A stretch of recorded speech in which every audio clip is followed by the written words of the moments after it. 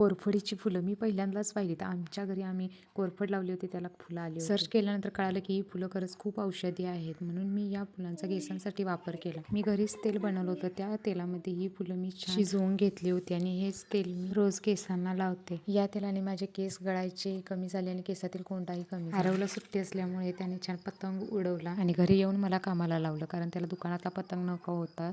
माझ्या हातून बनवलेला पतंग हवा होता आणि त्याला खूप आवडला होता पतंग. तसंच त्याला आकाशकंदील आणि कार्ड सुद्धा बनवून दिलं. स्कूलमध्ये टीचरांनी त्याला आणायला सांगितलं होतं, त्यासाठी आरवने थोडी हेल्प केली होती. कार्डवर त्याच्याच आवडीच्या डिझाईन काढल्या होत्या, त्यामुळे त्याला खूप आवडलं होतं. हे बनवताना त्याच्या चेहऱ्यावरचा जो आनंद असतो ती माझी घरी दिवाळी असते. सकाळी नाश्त्यासाठी त्याला आप्पे केले होते आणि टिफिनला पण तेच दिले. आप्प्यावरती थोडा पास्ता मसाला घातला होता. पास्ता मसाला किंवा मॅगी मसाला घातला की मुलं शाळेमध्ये 2 वाजता पौष्टिक आहार असल्यामुळे मी त्याला टिफिन थोडाच देत असते. शाळेत बसून आल्यावर घरातली सर्व कामे पटपट आवरून घेते. दिवाळीचा बाजार पण भरला होता. थोडा लावला होता, पण थोडा लावायचा होता.